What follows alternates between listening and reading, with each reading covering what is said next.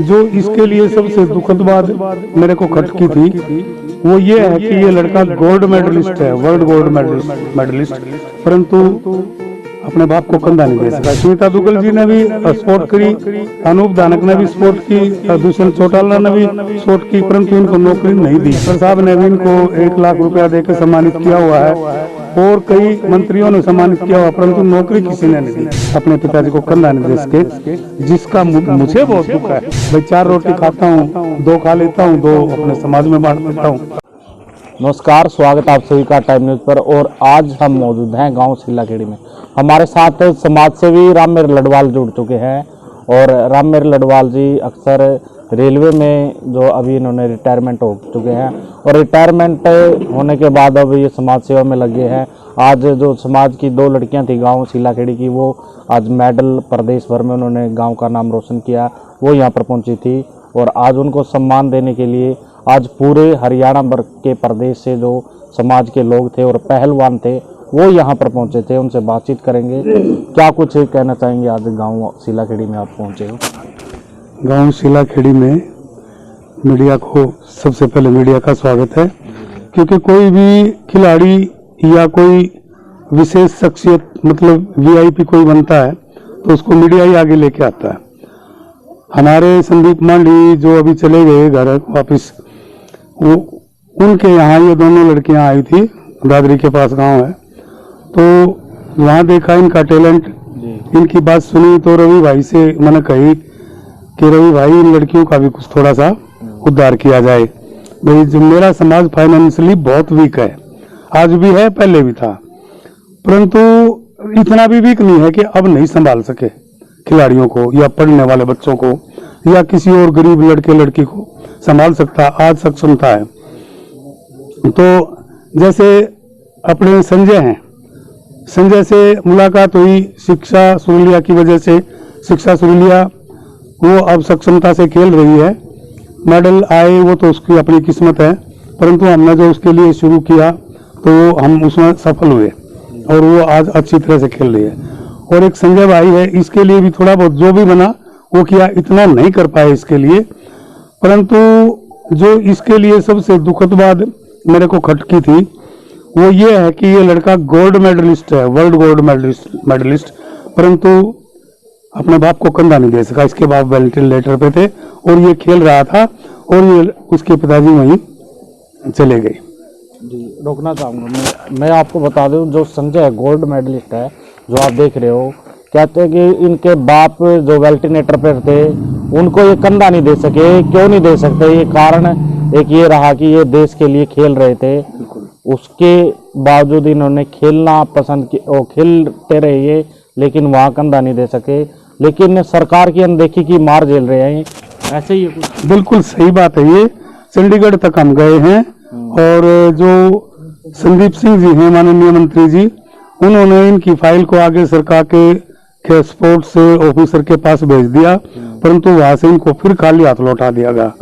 इसी प्रकार सुनीता दुग्गल जी के यहाँ से इनकी फाइल वो फॉरवर्ड करवा के मंत्रालय में भिजवाई, मैंने खुद जाके, और उन्होंने बाकायदा भेजी, परंतु वहां से भी इनको खाली हाथ लौटा दिया गया मंत्रालय से। सुनीता दुग्गल जी ने भी स्पोर्ट करी, अनूप धानक ने भी स्पोर्ट की, दुष्यंत चौटाला ने भी स्पोर्ट की, परंतु उनको नौकरी नहीं दी गई। ये बहुत बड़ी विडंबना है। और तो अब पेज कहाँ फंसा हुआ, क्या मानते हैं? पेज ये तो देखो मैं नहीं जानता इस मामले में, तो मैं तो केवल, मेरी तो प्रेजेंटेशन है, मैं तो केवल प्रस्तुत करता हूँ खिलाड़ियों को और उनको जितनी बैक हो सकती है मेरी औकात के अनुसार उतनी करता हूँ। मैं बहुत बड़ा आदमी नहीं हूँ, सामान्य घर का सामान्य आदमी हूँ। और अब देखो, शायद वुशु एसोसिएशन की वजह से शायद संजय की कोई सुनवाई हो जाए, ऐसी मेरी आशा है। हो भी सकती है, और जी आगे तो भाई सरकार ही जाने। आज के उसमें खट्टर साहब ने भी इनको 1 लाख रुपया देकर सम्मानित किया हुआ है और कई मंत्रियों ने सम्मानित किया हुआ, परंतु नौकरी किसी ने नहीं दी। अब शायद लगता है संदीप सिंह जी इन पर कोई मेहरबानी कर दें और वो इनको नौकरी दे दें। थोड़ा ये बताइए, जब ये खेल रहे थे तो इनके पिताजी थे वो वेंटिलेटर पर थे? वो पिताजी जो हैं, ये जब खेल रहे थे तो इनके पिताजी कहीं बाहर नौकरी करते थे, और जब वो बीमार हो गए, ये घर आ गए, ये मेरे ख्याल में कहाँ थे संजय? मलेशिया में खेल रहे थे और इनका थर्ड राउंड था फाइनल का।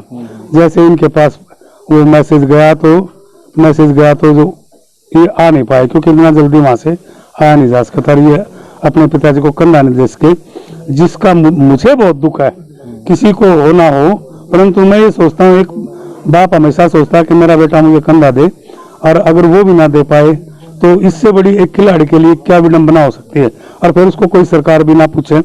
तो ये तो कारण क्या मानते हैं आप, जिस तरह से सरकार अनदेखी करती है? कारण अनदेखी का कारण केवल ये है कि हमारे समाज में खिलाड़ियों को सपोर्ट करने वाला, गाइड करने वाला, उनको मंत्रालयों तक पहुंचाने वाला कोई बंदा नहीं है।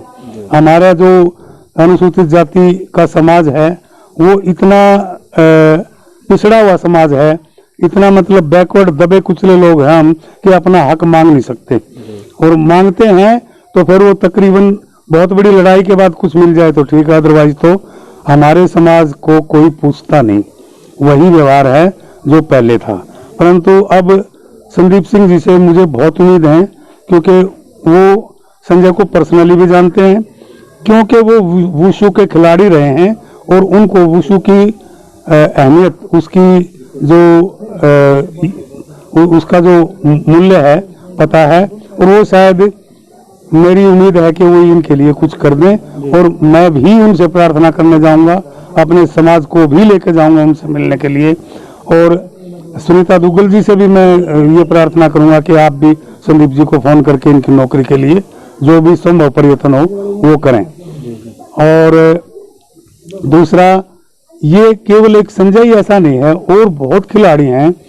शिक्षा सुरलिया जो इंद्रगढ़ से थी, वो सड़क के किनारे वो खोदती थी सड़क को और मिट्टी डालती थी, उसको वहां से निकाल के समाज की सहायता से बहुत अच्छी जगह पहुंचा। रवि भाई हैं, ये बिल्कुल ऐसे ही थे जैसे कोई अंधकार में छोटा सा दिया जल रहा हो, परंतु आज ये देश मतलब नेशनल लेवल पे इनका नाम चमका है।